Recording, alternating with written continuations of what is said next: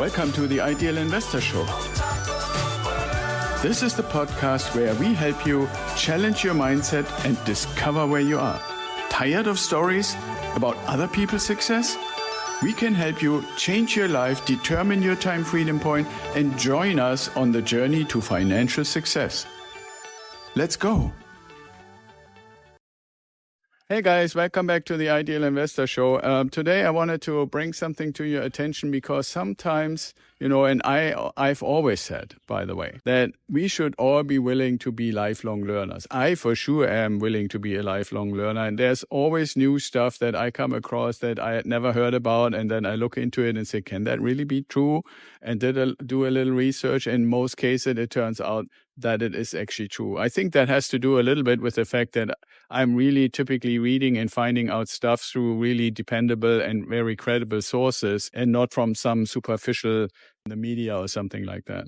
But what I wanted to talk about today is a little bit of a fundamental understanding of the economy. And I'm not saying we all don't have a fundamental understanding of the economy, but some of the intricacies underneath the numbers that very rarely actually get addressed, I wanted to bring to your attention because I read an article and some of what it said was really kind of captivating and surprising to me. And what the question was in the article, kind of like the headline, was, have we been in a recession for maybe more than a year already? And I'm like, how do you come up with that? So I read through it and I did a little bit of research. One of the things, and you may have heard this in the context of all this kind of election stuff in the US going on, where when you asked official numbers for the US inflation rate right now is kind of in the area of a little bit above 3%, according to the government. And then before that, it was 4%. And I think in 2022 and early 23, it was like 7%.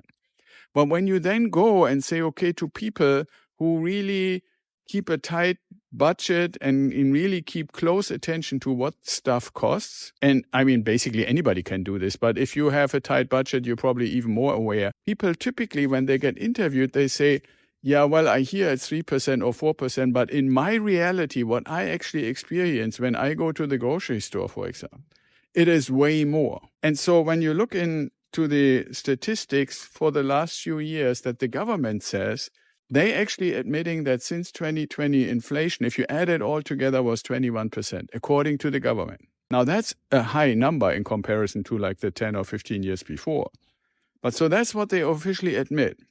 When you actually go and ask people and look at real examples, because you can go on YouTube and say price increases or true inflation or any of those kind of search terms, you see people posting, because they have to take a tight budget, what their expenses were 3 years ago, 4 years ago, 2 years ago, and today.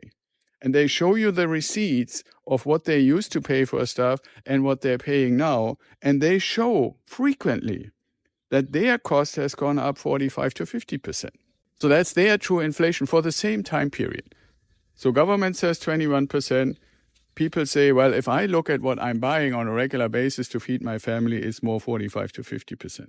This guy that wrote the article that said, are we in a recession? The reason that it kind of perked my interest is because you have to ask yourself, okay, how is that actually determined? And one of the fundamental things is that the question, are we in a recession or not, is our economy growing or not?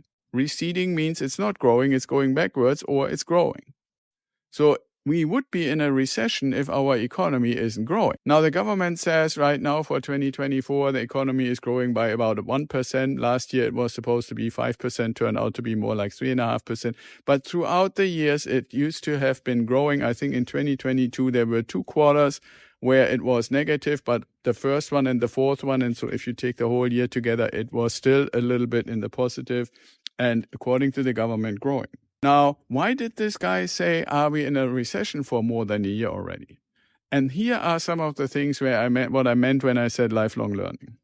I did not realize, and I actually confirmed it, so I know it's true, that all the people that are homeless, did you know that none of them actually count as unemployed? So part of why we identify is our economy growing or not, or how well is the economy growing, is how many unemployed do we have. And the current administration is constantly tooting their horn to say, we have historically low unemployment. Well, when you dig a little deeper and you look at who is all excluded from not being counted as unemployed, homeless is, for example, one group of people. Then people over 65 is another group of people. But even younger people, if they have not received any kind of unemployment pay anymore, then the assumption by the government is that they are no longer interested to find a job, right? And then, for example, all the women that had to decide to stay at home and look after their babies because childcare costs is so insane that it makes no sense to pay childcare when you go to a job and not be with your baby just to make enough money to pay for childcare, then you might as well stay home. None of all these people count into the employment statistics. Right, so that's one interesting thing. Now, the other thing that I had not really seen that way, had to confirm, I was like perplexed, is that really true, is when you look at GDP, which is the foundation to say, is the economy growing or not? Meaning, is our GDP or gross domestic product growing or not? Did you know that when the government spends money, that is considered production? So if the government says, okay, we are spending $3 trillion and we have to borrow $2 trillion of that to put into the economy, that's considered production. But you and I and everybody else knows that only a small portion of the money is actually going into production. Most of it goes into bureaucracy. Right? And a lot of it goes into paying debt now. And a lot of it goes into military. Yes, you could argue if the military buys something from a civilian company, that's production, or at least encourages production. But a lot of the other stuff is not really doing anything. It's just creating bureaucracy and paperwork. But for the GDP, that spending is considered production, 100% of it. So I want to encourage you to ask yourself, are we in a recession or not? When people, regular people, consider going to McDonald's a luxury that they may or may not want to afford themselves any longer. If people are actually saying, okay, we used to have 2 cars in the family, but the wife has to stay home to look after the baby because childcare is too expensive, so we sold our second car. If the statistics for credit card debt in the country is skyrocketing, which basically indicates people are using credit cards to pay for stuff because their normal income is not enough to cover the basics.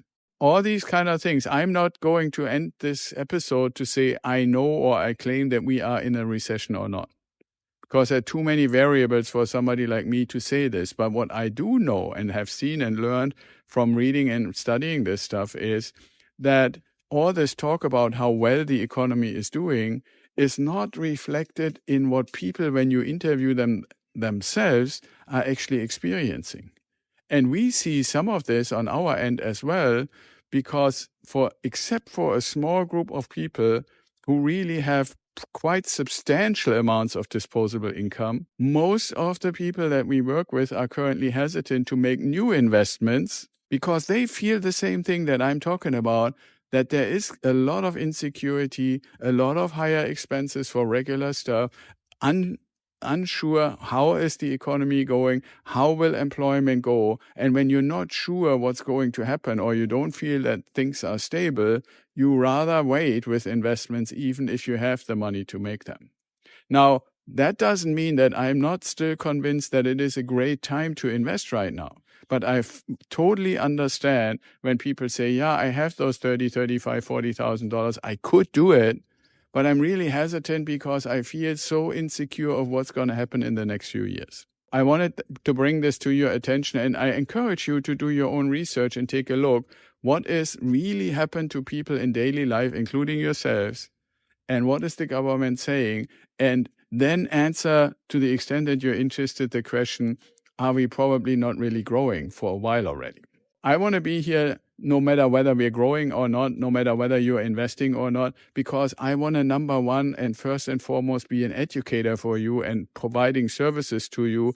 And when you're ready, you will let me know. And if you feel that you're ready right now, then please go to ideainvestorshow.com and then find the button to book a call and have a conversation. Or if you just have questions, do the same, because I'm happy to answer your question. Complimentary call, doesn't cost you anything. Or if you don't want to get in touch that way, please go to substack.com, find our publication called Ideal Wealth Grower, and become a subscriber. that way you get all the information, an article every week about what's going on in the economy and in investing. You get our newsletter, you get all kinds of stuff that we are giving you there for free. And if you really want to help us, then get a paid subscription, because that helps us to publish all this content that we are providing. And then ultimately, when you're ready, you let us know and we help you to invest with off-market properties that are well performing and make you the money that you're looking for. So that's it for today. Be well and stay safe, and I'll talk to you tomorrow.